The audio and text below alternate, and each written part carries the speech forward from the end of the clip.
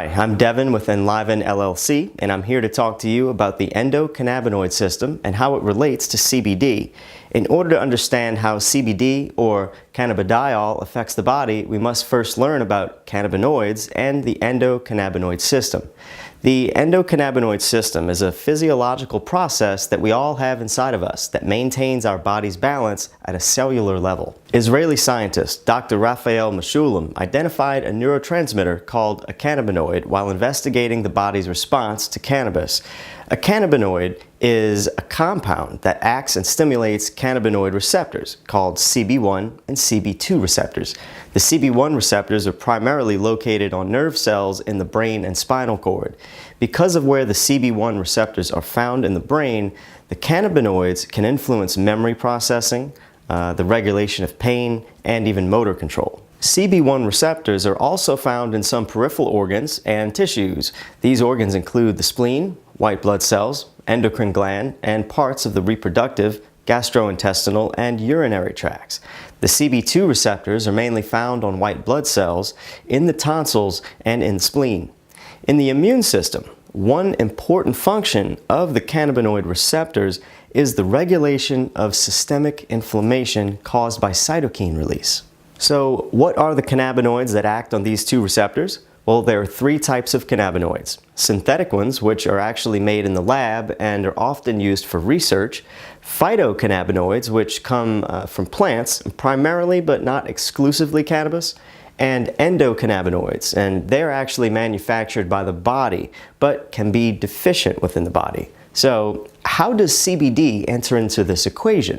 Well, CBD from industrial hemp is a phytocannabinoid. CBD is one of more than 85 identified cannabinoids, and there are 9 primary ones. The 9 major cannabinoids are 1. THC. THC is psychoactive. It's useful for pain management, reducing inflammation, reducing nausea and vomiting, and even stimulating one's appetite. It also aids sleep, manages glaucoma, reduces muscle spasms, and protects the nervous system. 2. CBD. CBD is a non-psychoactive in the typically used sense of the word. In actuality, it is psychoactive because it promotes relaxation and anxiety relief. However, it is non-psychotropic in that it doesn't produce a high. In addition to having anti-anxiety effects, it's also an antipsychotic agent, and other applications are as an anti-inflammatory, antispasmodic, and analgesic. Finally, CBD protects the nervous system, even more so than does THC. This makes it a great tool for managing Parkinson's disease, seizures, autism, dementia, and for post-stroke therapy. 3. THCA. Now, THCA is non-psychoactive. It's useful for reducing nausea, seizures, muscle spasms, and fighting tumors and cancer cells. 4. CBDA. CBDA is non-psychoactive. It's also used for reducing nausea, seizures, muscle spasms, and fighting tumor and cancer cells. 5. CBN. CBN is a breakdown product of THC. It is great for aiding sleep and for reducing pain and muscle spasms. 6. CBGA. CBGA is found only in tiny amounts in a mature plant because it is the precursor molecule that is turned into THCA and CBDA as the cannabis plant develops. 7. CBG. CBG is useful as an antidepressant, a muscle relaxant, an antibiotic, and antifungal agent, and as a blood pressure reducer.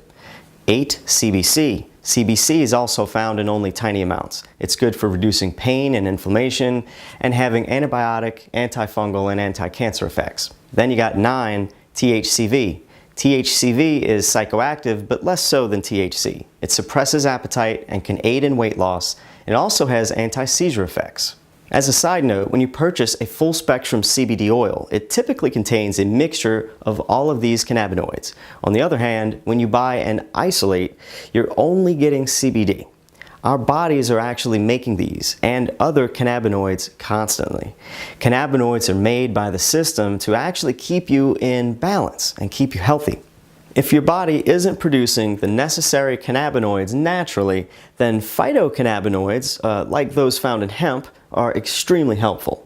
Now, whether it's phytocannabinoids or endocannabinoids that are actually doing the job, the cannabinoids in question can really help you regulate things like mood, appetite, sleep, stress, blood pressure, cognition, motor control, motivation, pain, and other functions.